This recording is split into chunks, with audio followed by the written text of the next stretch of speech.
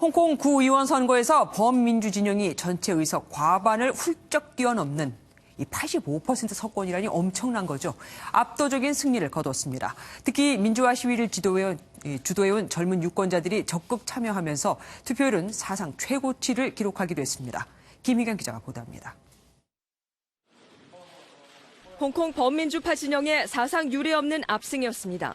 반면 지난 1997년 중국 반환 이후 줄곧 구의회를 장악해온 친중파는 괴멸적인 패배를 당했습니다. 어제 열린 홍콩 구의원 선거에서 범민주파는 전체 452석 가운데 388석을 확보해 전체 의석의 86%를 휩쓸었고 친중파는 60석으로 확보 의석이 13%에 불과했습니다. 홍콩 지방선거에서 범민주 진영이 과반 의석 이상을 확보하기는 이번이 처음입니다. Efforts of all of the Hong Kongers that pay the price and sacrifice for the movement. I never imagined it would happen. But now we are the majority in the district council to show our cause on freedom and democracy.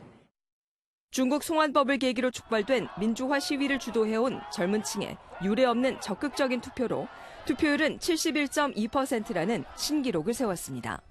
71%, and is highest in number of voters as well as highest in voter turnout rate in district or council ordinary elections in Hong Kong ever. 구의원 선거에서 범민주 진영이 압승함에 따라 수세에 몰렸던 홍콩 시위대에도 힘이 실릴 전망입니다. 반면 강경 진압 뒤에 있던 캐릴 람 행정장관은 정치적 타격을 피할 수 없게 됐습니다. 람 장관은 홍콩 정부가 선거 결과를 존중해 앞으로 시민들의 의견에 겸허히 귀 기울이고 의견을 진지하게 반영할 것이라고 말했습니다. MBN 뉴스 김희경입니다. 친중 진영의 참패로 홍콩 특별행정구 지도자 캐리 람은 정치적 위기에 직면했습니다. 친중 진영 내부에서조차 가장 큰 패인으로 람 장관을 지목하고 있거든요. 중국 정부도 위기를 맞은 만큼 누군가에게 책임을 지우려면 람 장관이 딱이지 싶습니다. 김미정 기자입니다. 이번 홍콩 구의원 선거는 캐리 람 행정장관이 이끄는 홍콩 정부의 신임 여부를 묻는 국민투표 성격이 짙었습니다. 선거가 친중 진영 괴멸, 범민주 대승으로 끝나면서 람 장관은 최대 정치적 위기에 놓이게 됐습니다. 특히 이번에 당선된 구의원 중 100명이 넘는 인원이 홍콩 행정장관을 뽑는 선거인단에 포함돼 차기 행정장관 선출에도 적지 않은 영향을 미칠 것이란 분석입니다. 때문에 홍콩 정치 전문가들은 친중 진영에 부담을 주는 람 장관에 대한 중국 정부의 결단이 필요한 시점이라고 지적합니다. 실제 친중 진영에서조차 홍콩 시민들의 분노가 집중된 람 장관 때문에 선거에 참패했다는 비난이 쏟아지고 있습니다. 람 장관은 친중 진영을 포함한 홍콩 시민들의 우려에도 범죄인 인도법, 송환법 개정을 강행해 지금의 대규모 시위를 불러일으킨 장본인입니다.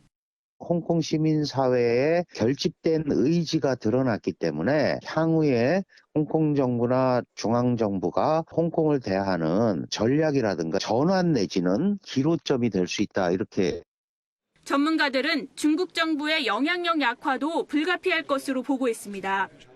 이번 선거 결과에 대해 왕이 중국 외교부장은 무슨 일이 있어도 홍콩은 중국의 일부라고 밝혔지만 민주진영의 압승으로 향후 홍콩 시위대를 무력 진압할 명분도 약해져 중국 공산당의 직접 개입은 어려울 것이란 분석이 지배적입니다. MBN 뉴스 김지영입니다. 청와대는 일본이 사과한 적 없다는 일본 언론의 보도가 거짓이라며 오늘도 또다시 강하게 반박했습니다. 일본은 발언 하나하나에 코멘트를 하는 것은 적절치 않다며 한 발 물러서는 모양새입니다. 정규혜 기자가 보도합니다. 청와대는 지소미아 조건부 연기와 관련해 일본 측에 항의하고 분명히 사과를 받았다고 다시 한번 강조했습니다. 일본 요미우리 신문이 외무성 간부의 말을 인용해 사과한 사실이 없으며 한국 정부가 한국 내 비판을 모면하려는 의도가 있는 것 같다고 보도한 것을 재반박한 겁니다. 윤도환 청와대 국민소통수석은 한 걸음 더 나아가 일본이 사과했다는 정의용 안보실장의 발언이 틀리다면 일본이 공식 루트를 통해 항의해 올 것이라고 지적했습니다. 이처럼 청와대가 강경하게 나오고 있지만 일본 정부의 공식적인 입장은 아직 나오고 있지 않습니다. 일본 NHK 방송은 사죄한 사실이 없다는 스가 요시히데 일본 관방장관의 발언을 보도하면서도 발언 하나하나에 코멘트하는 것은 생산적이지 않다는 입장을 전했습니다. 윤도환 수석은 한일 진실 공방이란 표현에 대해서도 진실은 정해져 있다며 일본 언론의 보도는 사실이 아니라고 잘라 말했습니다. 청와대 당국자가 직접 나서 일본의 주장을 재반박하면서 지소미아 연기를 둘러싼 논란이 수면 아래로 가라앉을지 주목됩니다. MBN 뉴스 정규혜입니다. 발언을 자제하던 우리 정부가 강공 모드로 전환하면서 우리 주장을 뒷받침하는 협상 내용도 조금씩 확인이 되고 있습니다. 지소미아 종료 일주일 전쯤 일본이 수출 규제 관련 대화를 제안해왔고 철회를 위한 구체적인 시간까지 언급해왔다는 겁니다. 이래놓고 딴소리냐 이거죠. 백길종 기자가 보도합니다. 지소미아 종료 일주일 전 일본 정부가 수출 규제 철회를 위한 국장급 회의를 제안한 것으로 알려졌습니다.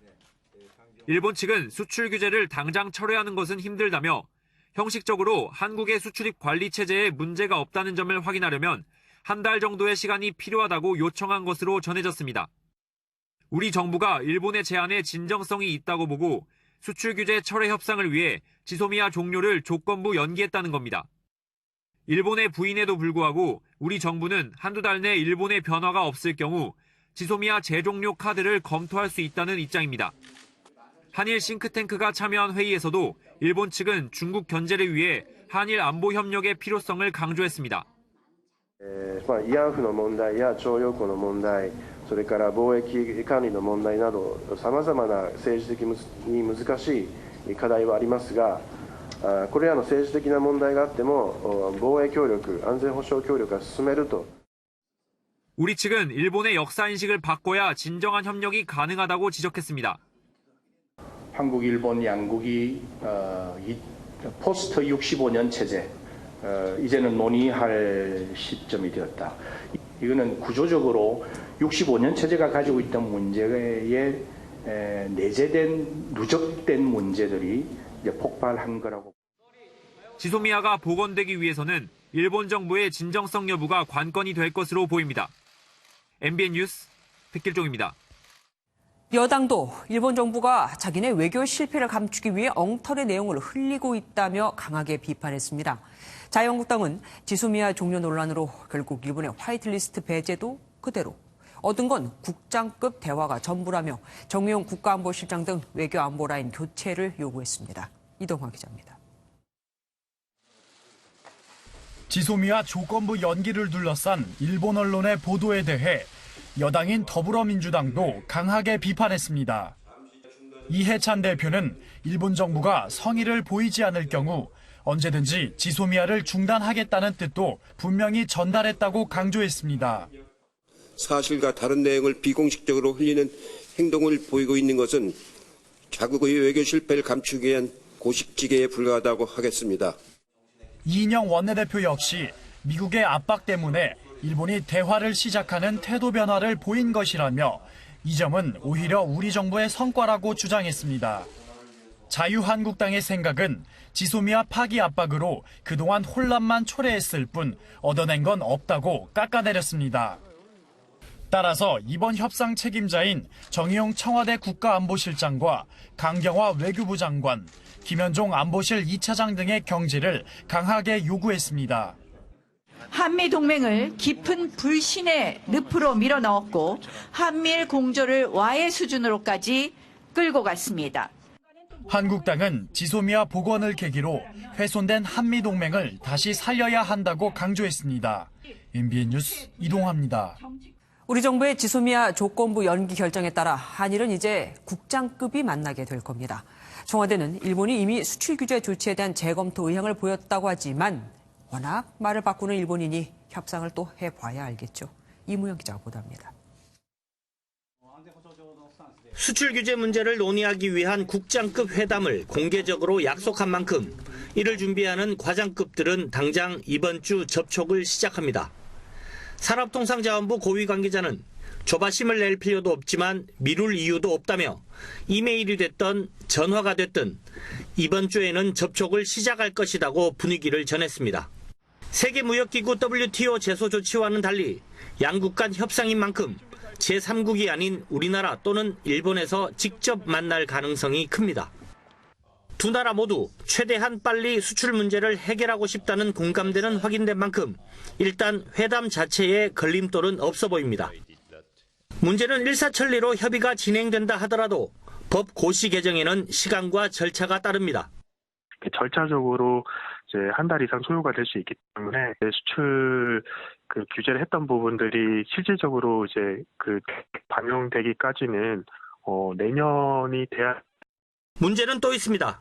수출 문제를 수출로만 풀 수 없는 외교적 현실입니다. 한일 군사정보 보호협정, 지소미아는 물론 더 나아가 일본 강제징용 배상 문제 등이 패키지로 묶여 있어 일본이 언제든 입장을 바꿀 수 있다는 점은 변수입니다. MBN 뉴스 이무형입니다. 패스트트랙으로 지정된 선거법 개정안은 모레 본회의에 자동 부의됩니다. 야당은 연동형 비례대표제 결사 반대 입장이고 여당은 법대로 하자. 그러니까 그냥 강행한다는 입장입니다. 전면전이 얼마 안 남은 거죠. 권영봉 기자입니다. 선거법 개정안의 본회의 자동 부의를 이틀 앞두고 문희상 국회의장 주재로 한자리에 모인 여야 3당 원내대표. 여야 3당은 패스트트랙 법안 논의를 지속하기로 했지만 구체적인 방안을 두고는 서로 입장차만 확인하는 데 그쳤습니다. 합의가 안 될 경우에는 국회법 절차에 따라서 처리할 수밖에 없다. 3당 원내대표들이 매일매일 만나서 이 문제를 풀어달라. 앞서 열린 최고위원 회의에서도 여야의 입장은 극명하게 엇갈렸습니다. 사실상 정당다운 정당이 몇 개나 있습니까? 오늘날 국회도 사실 떴다방 다당제 수준입니다. 27일 부의도 족보도 없는 불법 부의입니다. 연동형 비례대표제에 대해서 전혀 입장의 변화가 없는 한 그렇다면 국회법의 절차에 따라서 여야 4당이 자유한국당과의 패스트트랙 협상 시한을 오는 27일로 못 박은 가운데 입장이 평행선을 달리면서 선거법 개정을 둘러싼 대치 정국이 돌파구를 찾지 못하고 있습니다. MBN 뉴스 권용보입니다. 강대강 대치 중인 민주당과 한국당. 그런데 민주당은 자신들의 의견을 관철시키려면 한국당을 제외한 다른 야당을 만족시킬 만한 조정안을 만들어내야 합니다. 하지만 각 당마다 셈법이 다르기에 예를 들어 대한신당은 지역구 의석 축소를 아예 반대하고 정의당은 또 그 반대거든요. 쉽지 않을 겁니다. 선한배 기자가 보도합니다. 여야 3당 원내대표단은 문희상 국회의장 요청에 따라 패스트트랙에 올려진 선거법을 매일 논의하기로 했습니다. 하지만 한국당이 협상에 일절 응하지 않으면서 접점을 찾기는 어려워 보입니다. 황교안 대표께서 계속 단식 농성을 진행한다면 자유한국당의 입장이 강경해지고 경직되어서 향후 협상 과정에서도 중대한 난관을 조성할 것으로 보여서 한국당이 연동형 자체를 부정하는 지역구 270석안을 고소하는 가운데 민주당은 한국당을 제외한 야당들과의 공조 카드를 본격적으로 꺼내들었습니다. 하지만 이마저도 정의당과 대한신당 등 각 당의 입장이 너무 커 쉽지는 않습니다. 호남을 기반으로 한 대한신당은 지역구 의석 축소를 반대하고 있고 정의당은 지역구 축소와 비례대표 확대를 주장하고 있습니다. 여야 4당 합의안에 핵심 원칙들이 있습니다. 이런 원칙이 훼손되는 수정은 불가하다는 게 저희 당의 입장입니다. 현재 의석수만 놓고 보면 민주당이 대한신당과 정의당, 민주평화당의 표를 얻을 경우 한국당 없이도 본회의 의결 정족수를 넘길 수 있습니다. 이에 따라 한국당의 반발을 최소화하면서 다른 야당의 의견을 수렴할 수 있는 수준의 협상안이 대안으로 제기되고 있습니다.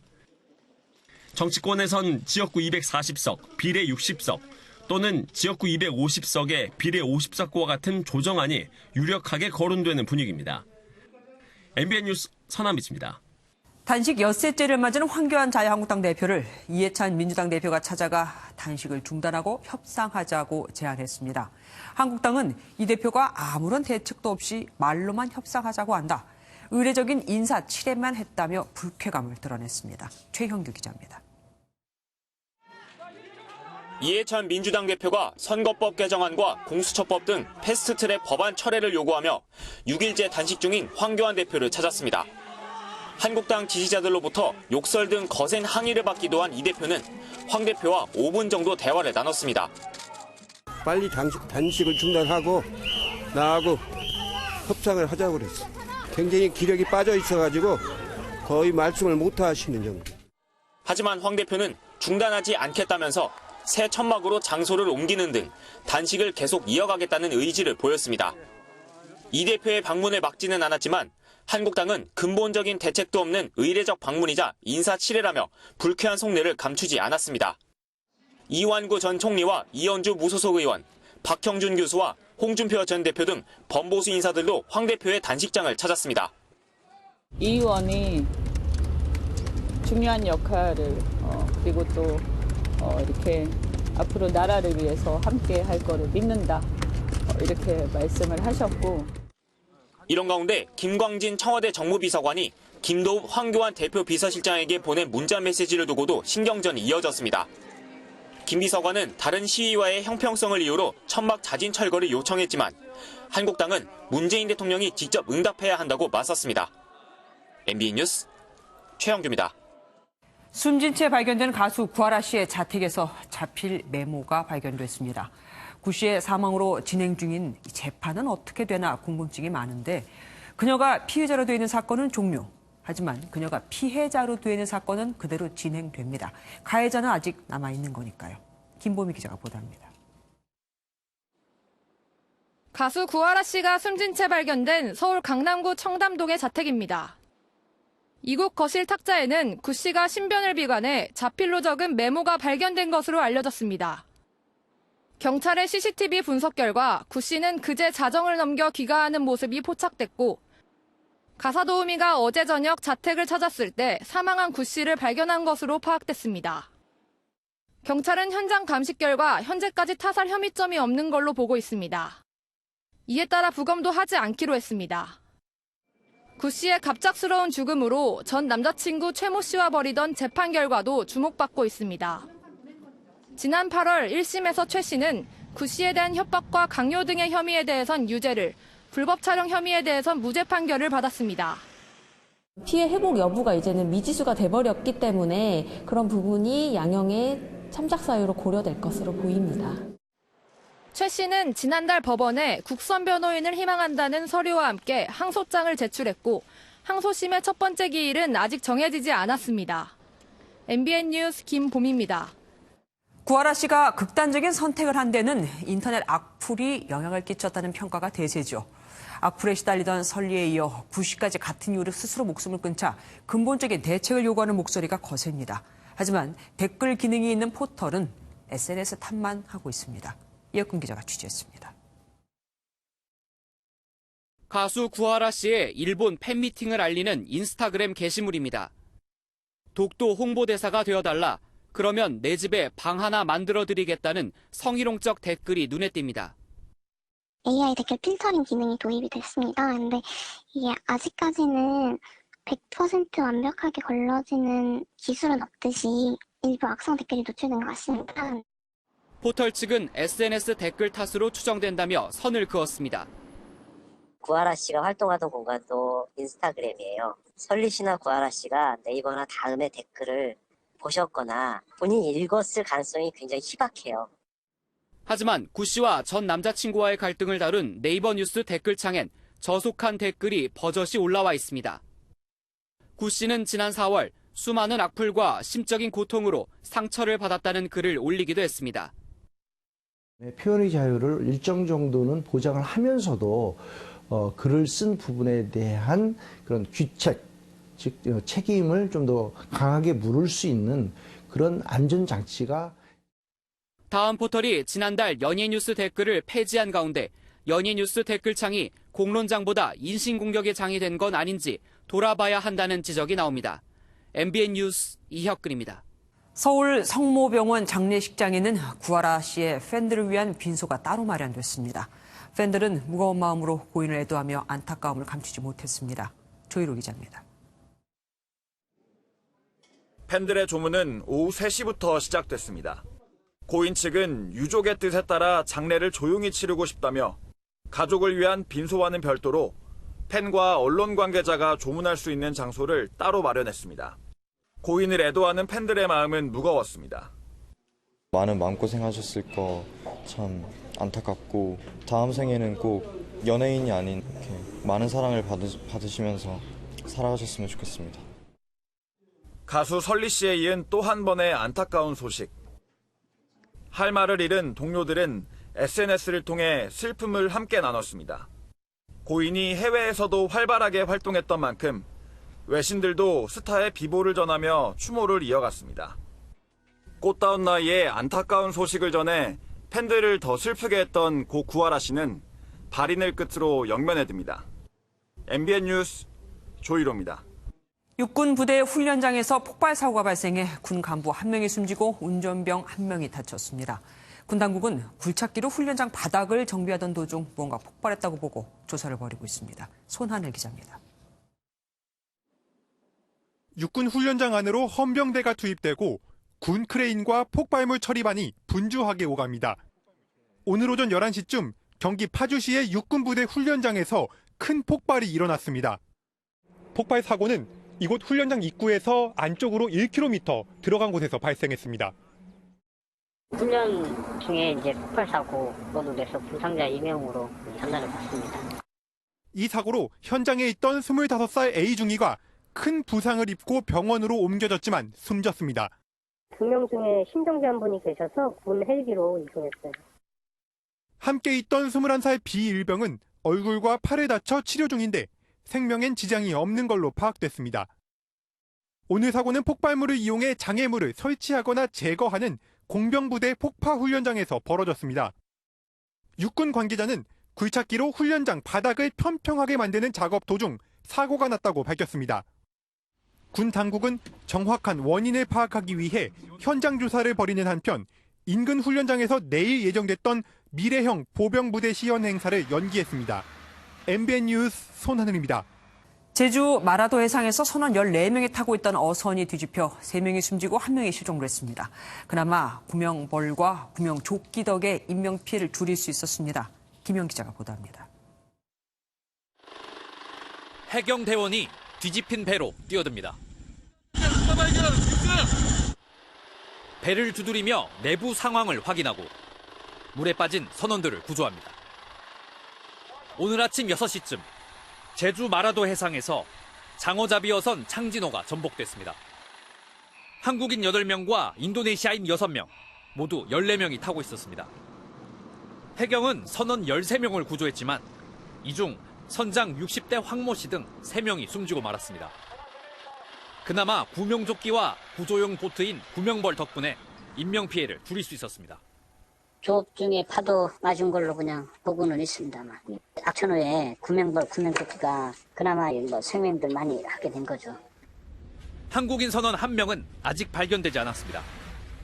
현재 사고 해역에는 항공기와 함정, 민간 어선이 투입돼 수색 작업을 벌이고 있습니다. MBN 뉴스 김현입니다.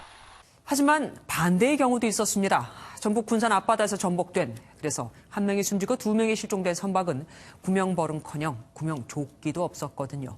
심지어 0.5톤짜리 작은 배에 5명이나 승선하면서 애초 무리한 조업이었다는 말까지 나옵니다. 정치훈 기자가 보도합니다. 헬기 아래로 뒤집힌 배 한 척이 보입니다. 해경대원들이 선원을 구조합니다. 어젯밤 11시쯤 김양시장에 작업을 나섰던 관리선 한 척이 입항하지 않았다는 신고가 접수됐습니다. 오전 7시 57분쯤 발견된 관리선은 섬 바로 앞 양식장에서 먼 바다로 떠내려간 상태였습니다. 바다에서 작업을 하니까 이게 들어오다가 사고가 났어요. 큰 파도가 한번 치니까 못해다 뒤집힌 거죠. 러시아 국적 선원 2명이 구조됐지만 한국인 선원 1명이 숨지고 나머지 선장과 선원 등 2명은 실종됐습니다. 배가 출항한 이곳 문여도부터 저 멀리 사고 지점까지는 약 10km 넘게 떨어져 있는데요. 바람도 많이 불고 파도가 높아 수색에 어려움을 겪고 있습니다. 0.5톤짜리 작은 배에 5명이나 승선해 무리한 조업에 나섰고 구명조끼도 착용하지 않았습니다. 지금까지 조사한 바로는 출항 신고는 안 한 걸로 저희는 파악하고 있습니다. 해경은 사고배가 14km나 표류한 점으로 미뤄 수색 범위를 넓히고 있습니다. MBN 뉴스 정촌입니다. 도로를 달리던 1톤 트럭이 인도로 돌진해 보행자를 덮치면서 60대 남녀 2명이 숨졌습니다. 가해 차량은 음주운전은 아니었다고 합니다. 안진웅 기자입니다. 부산 기장군의 한 도로입니다. 1톤 트럭이 갑자기 속도를 높이더니 인도로 돌진해 보행자를 덮칩니다. 속도를 줄이지 못한 트럭은 정차 중인 승합차도 그대로 들이받습니다. 일대는 순간 아수라장으로 변하고 잠시 뒤 119 구급대가 도착합니다. 사고를 당한 60대 남녀 2명은 병원으로 옮겨졌지만 숨졌습니다. 똥 소리가 나가지고 뛰어나오니까 벌써 차는 멈춰갔죠. 이 차가 뒤로 밀라길래 뒤에서 잡아가 멈췄어요. 사고가 난 곳입니다. 1톤 트럭이 승합차까지 덮치면서 상가 유리문도 산산조각 났습니다. 사고 충격에 승합차 운전자와 가해 차량인 50대 트럭 운전자도 크게 다쳤습니다. 가해 차량 운전자는 술을 마시지 않은 것으로 드러났습니다. 경찰은 가해 차량 운전자가 중상을 입어 사고 원인을 파악하는 데 어려움을 겪고 있습니다. MBN 뉴스 안진우입니다. 의료인 폭행에 대한 처벌을 강화하는 임세원법이 국회를 통과했지만 현장에서의 위험은 별반 달라질 게 없나 봅니다. 지난 주말 서울의 한 병원에서 흉기 난동과 환자가 의료진을 폭행하는 사건이 잇따라 발생했습니다. 강세영 기자가 단독 보도합니다. 서울의 한 대형 병원입니다. 어제 오전 조용하던 이번 병동에서 갑자기 소란이 일어났습니다. 전동휠체어 사용 문제로 병원과 마찰을 겪던 환자 A씨가 의료진을 위협하던 끝에 간호사를 폭행한 겁니다. 보안을 올라오더니 나중에 경찰들이 올라오고 그랬어요. 자꾸 난동, 소동이 나니까. 그 전날 같은 병원 응급실 앞에선 50대 남성이 입원을 요구하다 흉기로 주변을 위협한 사건도 발생했습니다. 피의자는 술에 취한 상태로 갑자기 흉기를 꺼내들고 난동을 부리기 시작한 것으로 알려졌습니다. 경찰은 이 남성을 특수협박 혐의로 입건했습니다. 의료인 폭행에 대한 처벌을 강화한 임세원법이 통과된 후에도 의료 방해 행위는 반복되고 있습니다. 비상벨 설치나 보안요원 배치 같은 안전대책이 논의되고 있지만 모든 병원 내 정착까지는 비용 문제 등으로 갈 길이 먼 상황입니다. 이제 국가적으로 기금 마련한다든지 이제 안전관리 수가를 좀 마련한다든지 이런 방안을 통해서 안전한 의료기관 내 환경을 좀. 의료인의 안전은 국민 건강과 직결되는 만큼 실효성 있는 대책이 필요해 보입니다. MBN 뉴스 강세현입니다. 자신이 사는 아파트에 불을 지른 후 5명을 살해하고 17명에게 중경상을 입힌 안인득 국민 참여 재판이 시작됐습니다. 사실 그의 범행이라는 건 확실하니 양형이 쟁점일 텐데 안인득은 재판 도중 혼잣말을 하거나 불쑥 끼어드는 등 재판 내내 불안한 모습을 보였습니다. 강진우 기자입니다.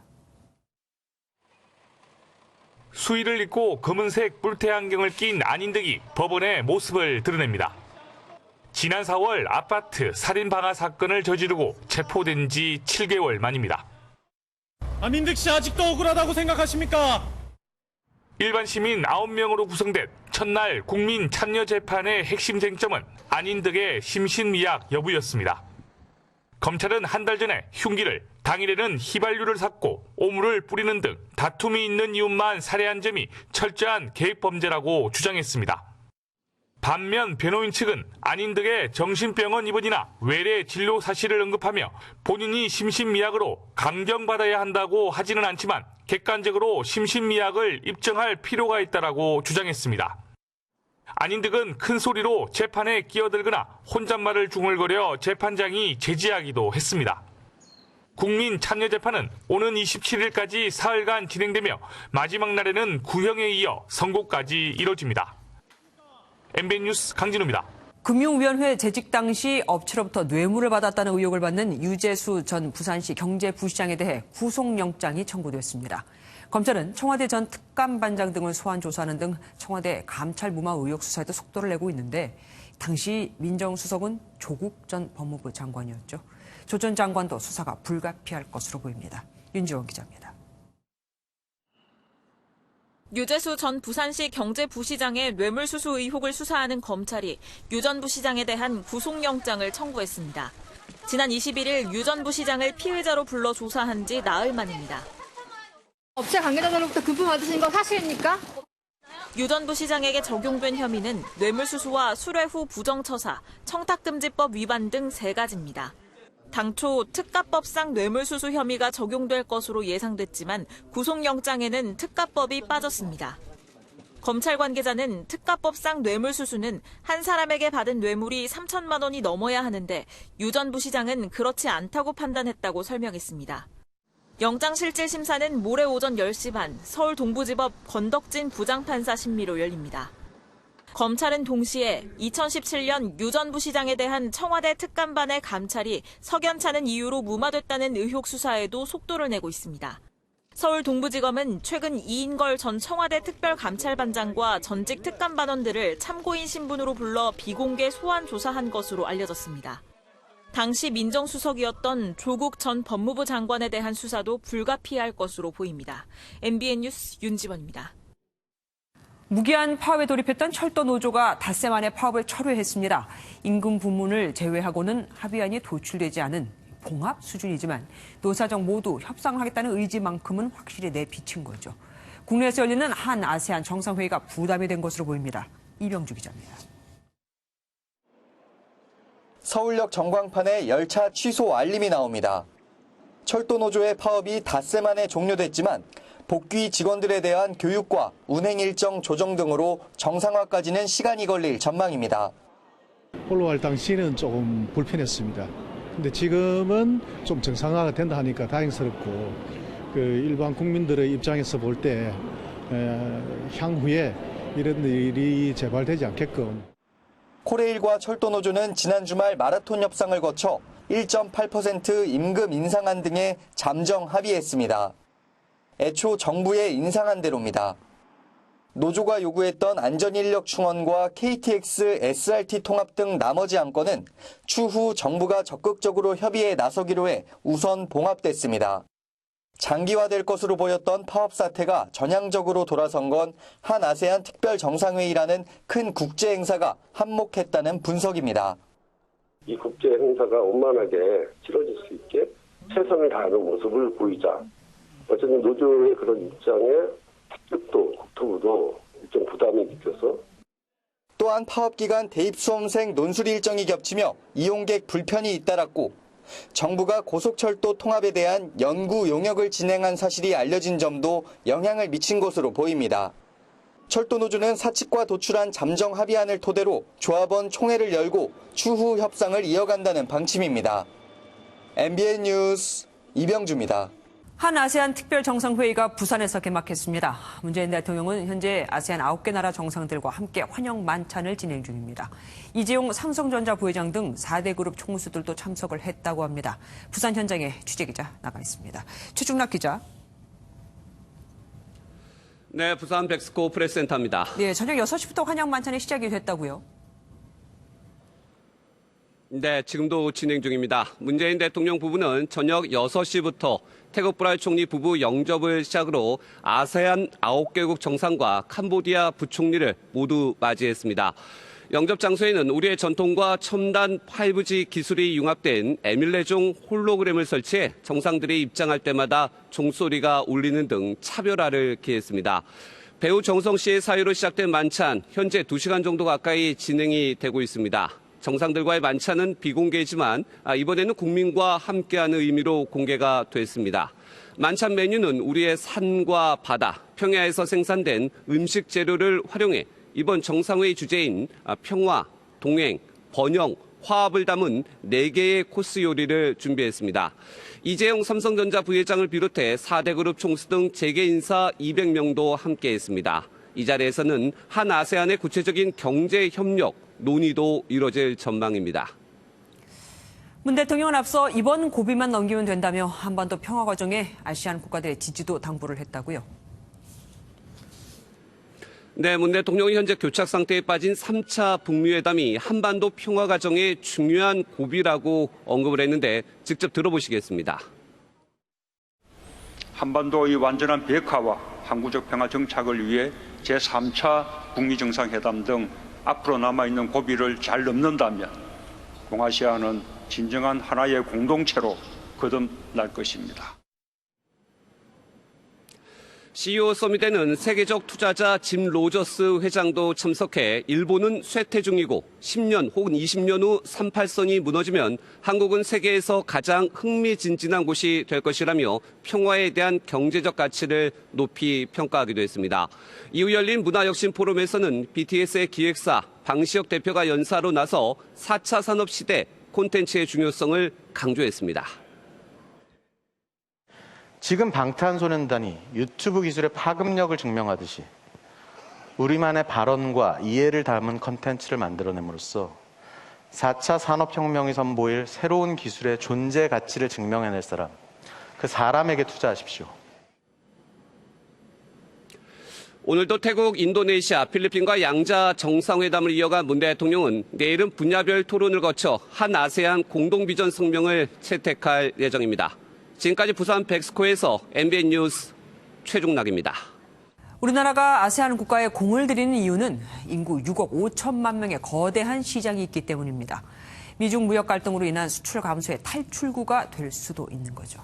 황재영 기자가 보도합니다. 2009년 세워진 베트남 하노이시 근처의 삼성전자 휴대전화 공장입니다.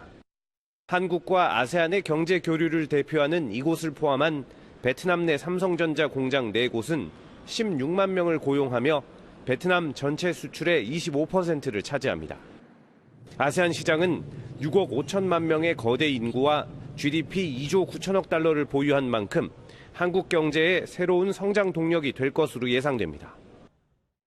4차 산업 분야 표준을 한국과 아세안이 함께 마련해 나간다면 한 아세안 간 무역을 보다 원활하게 하고 또 미래 시장을 함께 창출해 나갈 것으로 기대됩니다. 미중 무역 전쟁이 격화되는 가운데 돌파구 역할을 기대하는 목소리도 커지고 있습니다. 실제 주요 수출국인 미중의 무역 갈등이 본격화되며 수출액이 10개월 연속 마이너스를 기록하는 동안 대아세안 수출은 선방하며 완충제 역할을 했습니다. 소속 국가들이 매년 5%의 경제 성장을 하고 있고 한류 열풍이 거세다는 점도 장점입니다. 정부는 아세안과의 관계 개선은 선택이 아닌 필수라며 미국과 중국 등 주요국 수준으로 경제 협력을 강화한다는 계획입니다. MBN 뉴스 황지연입니다.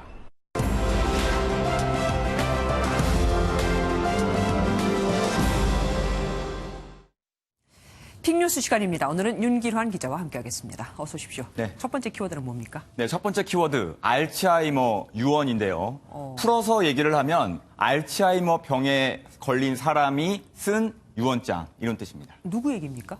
네, 서울에서 일남 4녀를 둔 한 아버지의 이야기인데요. 이 남성은 지난 2012년 알츠하이머병 진단을 받았습니다. 갈수록 증세가 악화해 나중엔 불과 몇 시간 전 일조차 잊어버리기 일쑤였고 지난 2016년 사망했습니다. 그러니까 이분이 숨지기 전에 유언장을 작성했다는 얘기잖아요. 네. 내용은 어떤 거였습니까? 네, 이 남성은 숨지기 2년 전인 지난 2014년에 유언장을 작성했습니다. 서울 강남구 도곡동에 있는 8억여 원짜리 아파트 소유권과 4억 원 상당의 채권 등 전 재산을 아들에게 상속한다는 내용이었습니다. 잠깐만요. 아까 일남 4녀라고 네, 하셨잖아요. 그럼 나머지 딸들이 가만히 있었을까요? 네, 아버지가 숨지고 나서야 이를 알게 된 나머지 가족은 유언장을 받아들일 수 없다고 맞섰습니다.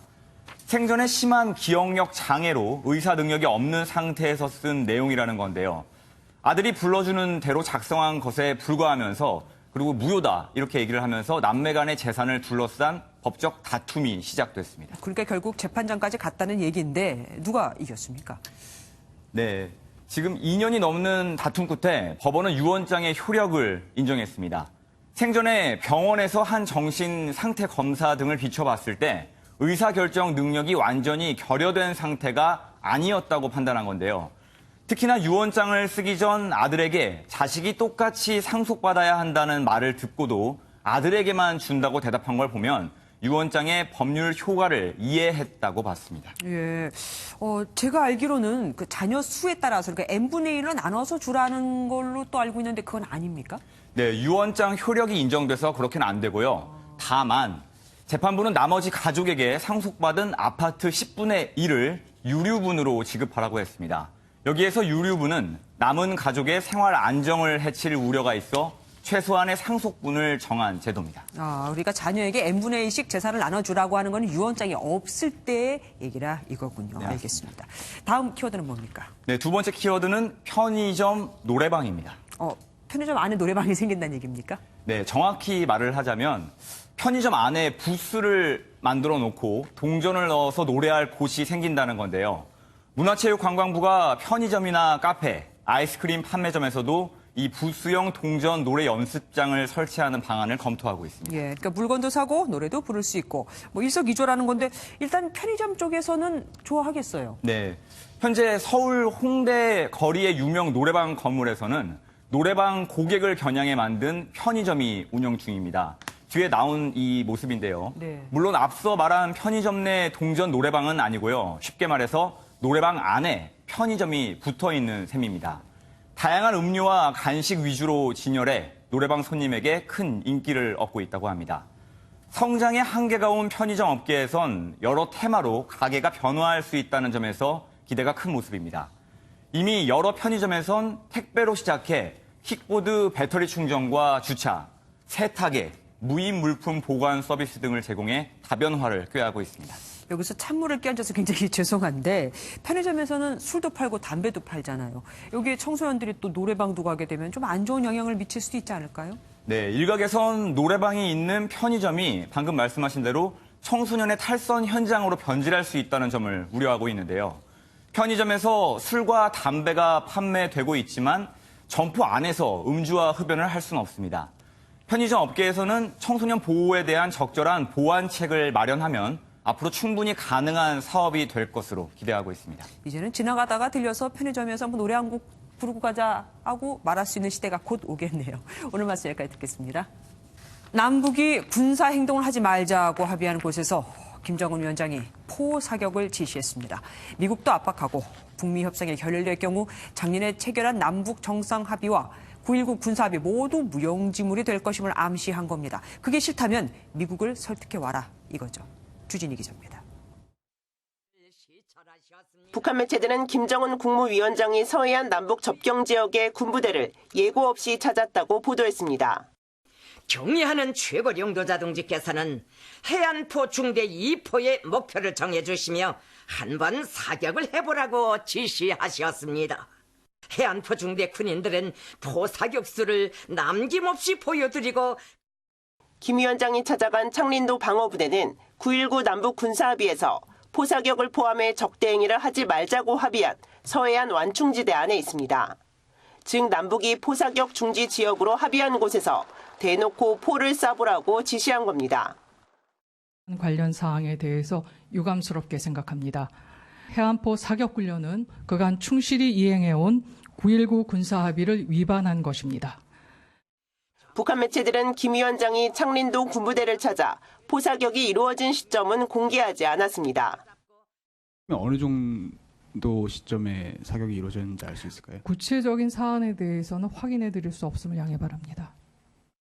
백령도에서 불과 40km밖에 떨어지지 않은 지역이라 우리 군이 포사격을 모르진 않았을 것으로 보입니다.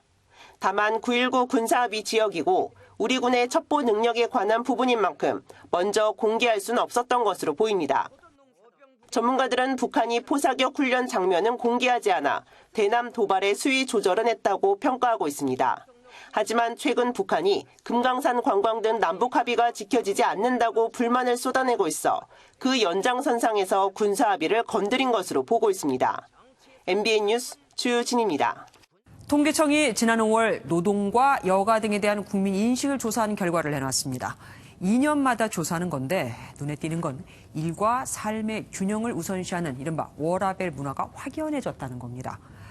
2년 전까지만 해도 가정생활보다 일이 먼저가 더 많았는데 이번엔 처음으로 일과 가정생활 둘 다 중요하다고 답한 비율이 더 높아졌거든요. 남성과 20대는 일을 가장 우선시했지만 여성과 30대 이상은 일과 가정생활을 비슷하게 중요시 여겼습니다. 올해 조사에서 또 눈에 띄는 건 국민 독서량이 확 줄었다는 겁니다. 지난 1년 동안 책을 읽은 사람의 비중이 절반에 그쳐 2013년 이후 감소세가 이어졌고 특히 독서 인구 1인당 읽은 책도 14.4권으로 최저로 떨어졌습니다. 인스타그램이나 유튜브 등 소셜미디어에서 화장품이나 가전제품을 구입해 쓰고 올렸다는 후기 많이들 보셨을 겁니다.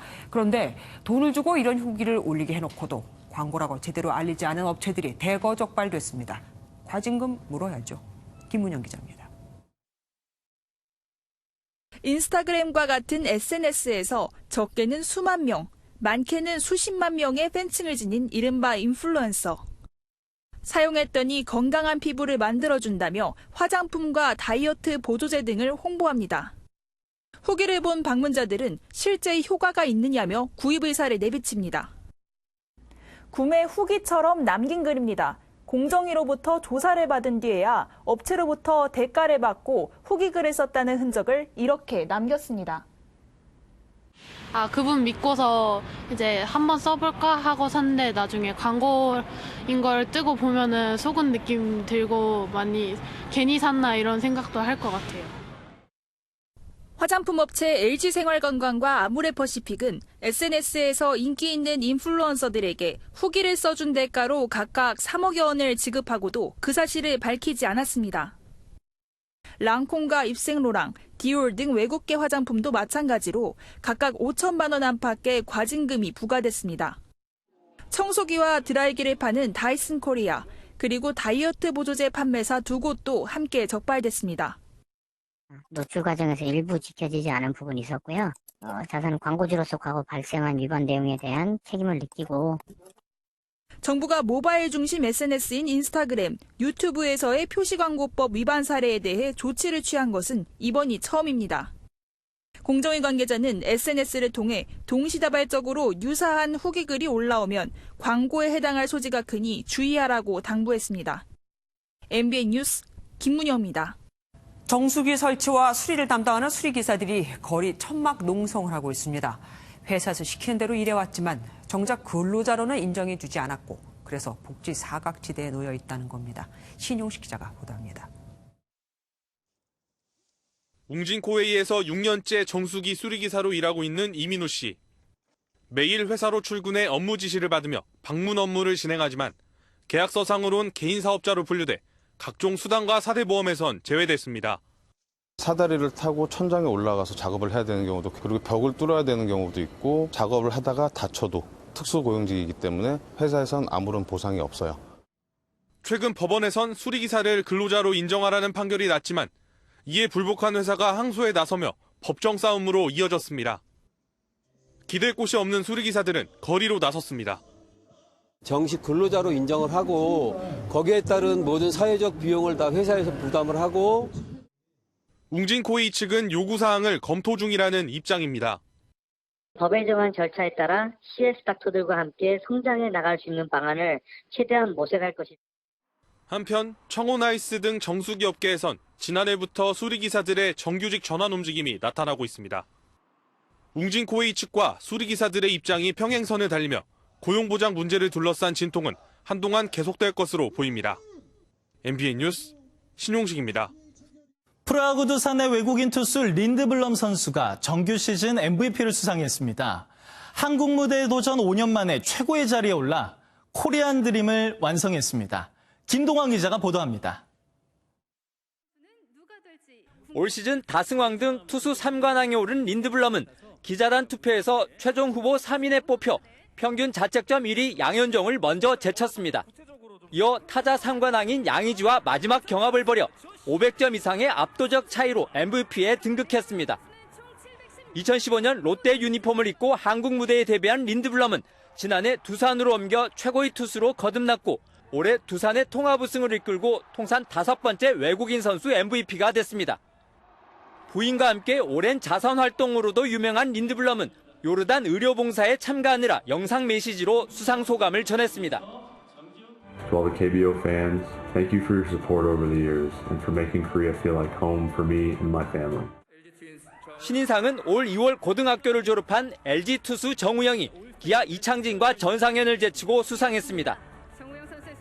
최고의 한 해를 보낸 선수들을 위한 잔치 무대였지만 선수들은 이틀 전 사고로 세상을 떠난 한화 김성훈에 대한 추모를 잊지 않았습니다. 여기서 이루지 못했던 꿈, 하늘나라에서 반드시 좋은 꿈 펼쳤으면 좋겠습니다. 올 한 해 팬들을 웃기고 울렸던 프로야구는 전 부문 새로운 수상자를 배출하며 세대 교체의 희망과 함께 막을 내렸습니다. MBN 뉴스 김동환입니다. 월요일인 오늘 어제보다 기온이 10도 이상 크게 떨어지며 무척 추웠습니다. 강원 산지에는 대설주의보가 내려진 가운데 많은 눈이 내려 쌓였는데요. 내일 아침까지 중부 내륙 곳곳은 영하권을 보이면서 추위가 이어지겠습니다. 내일 아침 서울 2도, 경기도 양주는 영하 3도까지 떨어지겠고요. 낮에는 기온이 오늘보다 오르면서 10도를 웃돌아 일교차가 매우 큰 폭으로 벌어지겠습니다. 오늘 강원 산지에는 미시령의 14cm가량의 눈이 내려 쌓였는데요. 밤까지 동해안을 따라서는 5mm 미만의 비가 조금 더 이어지겠습니다. 내일 중부지방 대개질은 무난하겠습니다. 서울의 낮 최고 기온 12도, 춘천은 10도로 오늘보다 6도가량 기온이 오르면서 비교적 선선하겠습니다. 내일 남부지방 맑은 가운데 낮 기온은 15도 안팎을 가리키겠습니다. 한편 제주에서는 내일 아침까지 비가 내린 뒤 그치겠습니다. 강원 산지에 내린 눈과 비가 얼어붙으면서 내일 도로가 미끄러울 수 있어 주의가 필요하겠고요. 동해안에는 너울성 파도도 유의하셔야겠습니다. 모레 동해안을 따라서는 다시 눈이나 비가 내릴 것으로 예상됩니다. 날씨였습니다.